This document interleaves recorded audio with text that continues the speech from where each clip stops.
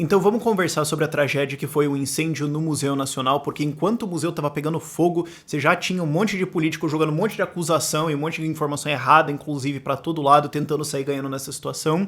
E agora que, bom, o incêndio literalmente apagou, a gente consegue ter mais informações e fazer uma discussão decente.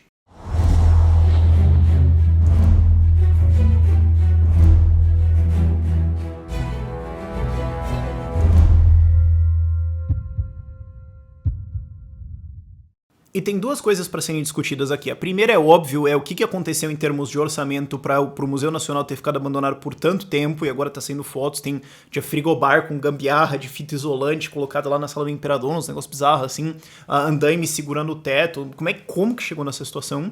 E a segunda coisa é qual é a lição que a gente vai aprender disso, certo? Porque não importa o tamanho do desastre, você sempre tem uma oportunidade que pode ser perdida de aprender uma lição. Então vamos lá. Mas então vamos lá para a questão orçamentária. Caso você não saiba, a verba de manutenção do Museu Nacional em 2017 foi R$452 mil, o que é menos do que o custo para lavar os carros do Congresso, ou mais ou menos equivalente ao salário de um juiz do STF. E assim, aí muita gente, como eu falei, enquanto o museu estava pegando fogo, tava já usando isso para falar, olha só, os cortes do Temer, e a PEC do teto, e o neoliberalismo, e não sei o quê. E assim, isso é uma coisa que eu chequei isso várias vezes, porque é bizarro quão fácil é checar isso, mas ainda assim teve político mentindo em cima disso. E mesmo eu, dono de ideias radicais, fiquei pensando, não é possível que os caras mentiram, é possível que eu tô errado, não é possível que os caras mentiram sobre uma coisa tão fácil de checar. Quem decide e repassa a verba de manutenção do Museu Nacional não é o Michel Temer, e eu não tô defendendo ele, eu desejo que ele exploda, não é a PEC do teto, não é o Congresso, é o FRJ. É uma decisão interna deles, porque isso tá na Constituição. Universidades têm autonomia financeira. E aí você pode falar, não, talvez, Rafa, talvez faltou verba para o FRJ e eles tiveram que fazer cortes e remanejar tudo, né? Bom, também é meio difícil de defender isso aí. Em 2014, a verba do FRJ era 2,6 bilhões de reais e esse ano é 3,5 bilhões de reais, o que também meio que, de novo, parece que eu tô defendendo o Temer, mas de novo, quebra aquele discurso de o Temer cortou recurso para educação. Então por que o orçamento da FRJ subiu 1 bilhão de reais, mais ou menos? Desde 2014 para cá, entendeu? E de novo, isso volta lá para governo Dilma, então desde então você tem aumentos até aqui e... Aí você pode me perguntar, mas Rafael, se eles receberam quase 1 bilhão a mais de 2014 para hoje, para onde foi a grana? Bom, basicamente folha, ok? Mais de 90% do gasto da UFRJ desde 2002, isso não é novidade, isso é um processo já muito antigo, vai para folha de pagamento. E, inclusive o gasto com investimentos caiu de 64 milhões de reais em 2014 para 14 milhões de reais em 2017. E de novo, a universidade tem autonomia financeira, isso é uma decisão interna. E outra coisa que mostra essa loucura de administração de dinheiro público aí é que a UFRJ conseguiu emendas parlamentares para ganhar dinheiro, para receber dinheiro federal para o UFRJ. Caso você não saiba, a emenda parlamentar é basicamente uma forma de compra de voto institucionalizado que um congressista, seja vereador, deputado estadual ou federal, pode passar para algum lugar, e eles conseguiram lá 2,24 milhões de reais para 2016 e 2017, e eles usaram isso para fazer a rádio UFRJ-FM. Eu te pergunto, você já ouviu essa rádio? Então assim, isso poderia ter ido para o Museu Nacional, mas não foi. E não foi por falta de aviso. Hoje já tá saindo notícia de que o MP tava indo pra cima do FRJ de falar, cara, olha, é o seguinte, tem denúncias de negligência, tem denúncias que o lugar tá largado, se expliquem, apresentem aqui o alvará de bombeiros de vocês, etc. E não é só recente, cavaram até matéria de 2004, e eu acho que talvez não tenha coisas anteriores a isso, porque daí você tinha um começo de adoção da internet no Brasil, basicamente. Mas tinha matéria de 2004 dizendo, olha, isso pode pegar fogo pra caramba. Então assim, tem aviso há mais de década, sabe-se disso, e não teve repasse de verbas de manutenção para o Museu Nacional, e isso é uma decisão da UFRJ. E aí, claro, surge a pergunta, tá, mas por que então não tinha verbas privadas nisso, certo? Por que ninguém tentou ajudar esse negócio e tudo mais? E daí começou a surgir. O presidente da Klabin tentou lá atrás conseguir um financiamento, não sei o que, do Banco Mundial para trazer para dentro do Museu Nacional e tentar revitalizar o negócio da manutenção e ajudar o negócio todo, e isso foi vetado pela UFRJ, que tem autonomia administrativa e financeira para vetar isso, porque a condição seria que isso iria para uma organização social, então, né, uma organização privada, sem fins lucrativos, etc., que é administrar esse patrimônio e tudo mais, e falar, não, aí vai passar para eles, a gente não quer, e então vai ficar com a gente e a gente não vai receber esse dinheiro. E assim, muita gente até falou, não, mas é porque daí o cara tava basicamente comprando o acervo. Não, não é isso que estava acontecendo, ok? Uma OS, uma organização social, administra um patrimônio público, ela não é dona, então ela toma conta. O patrimônio continuaria sendo público da União, só que você teria uma entidade privada tomando conta. Isso não é nem privatização, isso é na prática mais uma terceirização na forma da lei, que é as OS. E algumas pessoas falam, não, mas aí o cara, né, que estava organizando e todas as entidades, eles iam falar assim, não, mas foi a gente que resgatou. E eles estavam, né, querendo pegar toda essa glória e tudo mais pra eles. E daí? Qual é o problema? Sabe, você teria uma pessoa que foi lá e organizou um monte de coisa e ajudou a preservar um patrimônio nacional e daí, sei lá, ia ter o nome do cara. A sociedade civilizada colapsou. Qual é o problema de uma pessoa que, no caso do cara, é um ricão, o cara é um bilionário, que muita gente até pensou, não, o cara ia tentar ganhar dinheiro com o Museu Nacional. Mano, do jeito que o cara é rico, cara, tem muito jeito melhor pra ele ganhar dinheiro do que o Museu Nacional. Mas qual é o problema de um rico entediado ir lá e ajudar um patrimônio e fazer todo um negócio de museu e tudo mais, lindo pra caramba, e um monte de gente acha isso massa e vai ter uma placa dele? Qual é o problema? E outro motivo de ter uma grande dificuldade de ter verba privada pra dentro do Museu Nacional é porque é proibido na prática. Porque o que acontece é o seguinte, sabe? Toda vez que você tem algum problema grande e a iniciativa privada não tá indo lá resolver, uma das primeiras perguntas que você tem que se fazer é: será que é proibido que a iniciativa privada resolva esse problema? A educação é um bom exemplo disso, certo? A educação agora é ruim. Tá, mas e se eu inventar um novo método de educação, um formato diferente de escola, mais barato e tudo mais? Bom, você meio que vai preso, porque é ilegal você fazer isso. Você tem que fazer da forma que é, ou não pode fazer. E é mais ou menos o caso que a gente tem, não só no Museu Nacional, mas em universidades de maneira geral. Você não pode doar para um setor da universidade ou para um museu, você tem que doar para a universidade como um todo e confiar que a administração da universidade vai usar o seu recurso do jeito que você pediu, embora na prática não exista nenhuma obrigação legal que eles façam isso. Então, assim, você pode ser um doador muito interessado em querer ajudar o setor de astronomia e vai lá e doa R$1 milhão, mas a reitoria pode decidir usar isso para comprar café.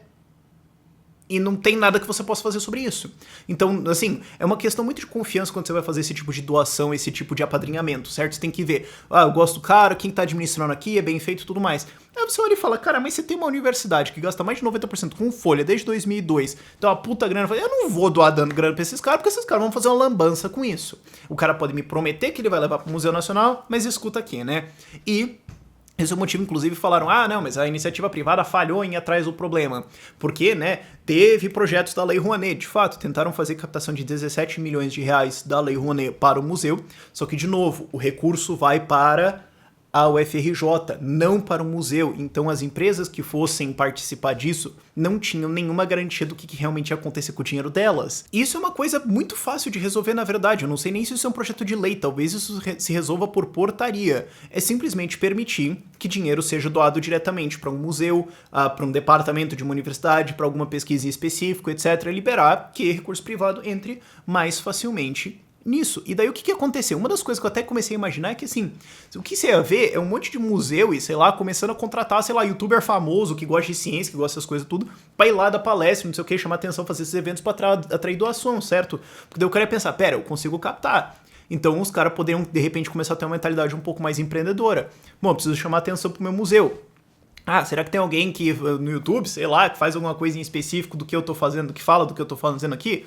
Sei lá, o cara tem 1 milhão de inscritos. Sei lá, vem, eu chamo o cara aqui, meio milhão, não sei, vamos fazer alguma coisa, certo? Você ia começar a ter mais empreendedorismo ao redor disso. Só que o problema é que, como eu falei várias vezes ao longo desse vídeo, é tudo engessado dentro de uma gestão, né, dentro da universidade, ela decide o que faz, e daí atravanca o negócio inteiro, o que na verdade meio que leva a gente ao segundo problema, a segunda discussão, que é a lição que a gente tem que aprender aqui. Porque aí você pode estar se perguntando, mas o que levou essas pessoas a tomarem essas decisões, certo? Porque são pessoas racionais, são pessoas que estão reagindo a estímulos e a incentivos, que regras do jogo levaram essas pessoas a tomarem essas decisões. E aí você tem a diferença entre a lógica de cliente e a lógica de política, certo?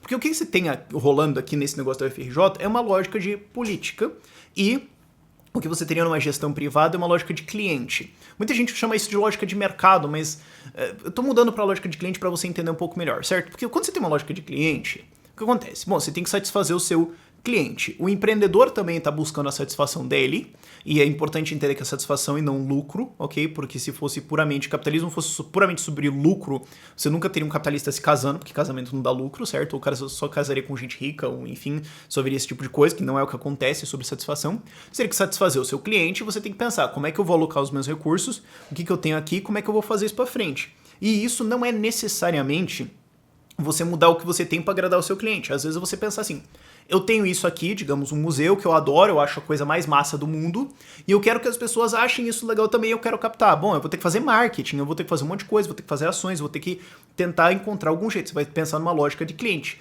Eu tenho um produto, eu quero ter clientes, como é que eu trago eles para cá, o que eu tenho que fazer, certo? Isso é lógica de cliente. Lógica de política é o seguinte, eu já recebo o dinheiro. Eu não preciso que alguém seja o meu cliente. Eles são obrigados a ser o meu cliente e a me repassar o dinheiro. E eu posso fazer o que eu quiser com esse recurso. E o que eu preciso fazer é me manter no poder. Eu não preciso necessariamente satisfazer quem está pagando. O que eu preciso fazer é usar esse recurso de uma maneira que eu me mantenha no poder. Eu preciso usar esse recurso de uma maneira que satisfaça quem são os meus aliados. Porque os meus inimigos, eles não vão votar em mim mesmo, então dane-se. E aí você tem uma lógica diferente, que é autofágica. Enquanto a lógica de cliente você está tentando satisfazer outras pessoas, você está tentando comunicar o que você tem com os outros, a lógica de política é uma lógica de poder. Ah, eu quero ter o meu. Então, bom, quem que vai fazer lobby? Quem que vai pressionar aqui? Bom, a galera fazendo greve para ter aumento. Então eles vão sair ganhando. Museu faz greve. Museu tem bancada, museu faz lobby, museu ganha salário. Você tem algum pessoalzinho ali, mas daí vamos ver as diferenças do grupo de pressão. Você tem os milhares de professores versus o museu. Quem que vai sair ganhando numa batalha política?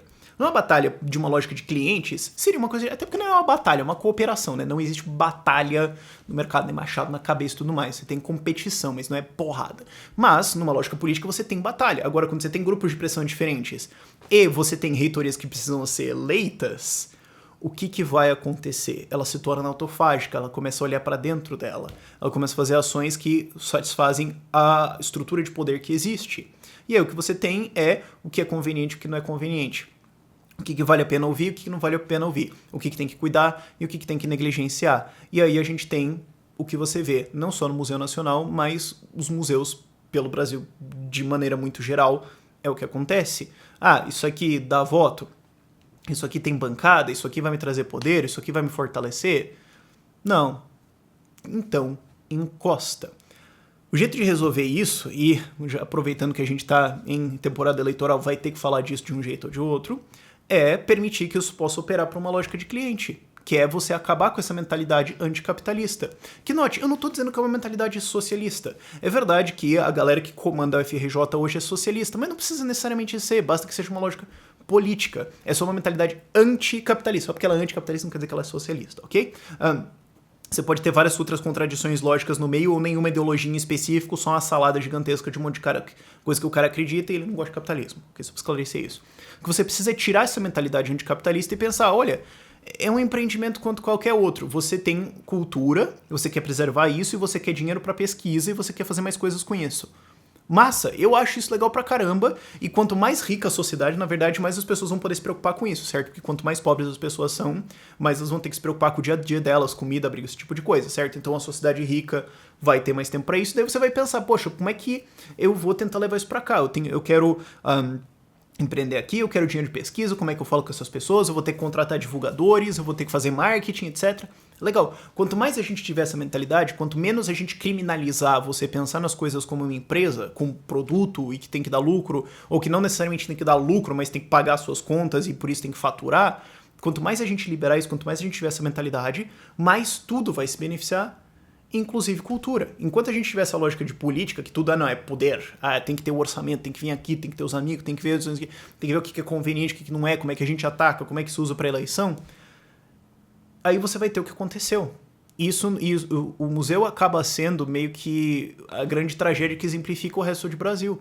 Porque quando você vê, basicamente, que é negligenciado no Brasil, encaixa nessa análise. Resolver isso dá poder? Resolver isso traz mais votos? Resolver isso...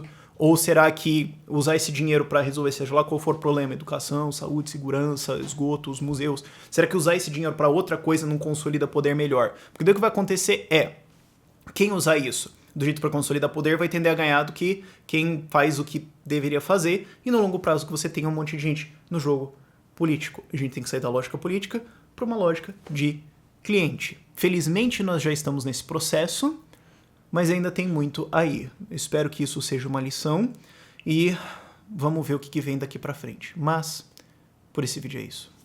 Tchau, tchau.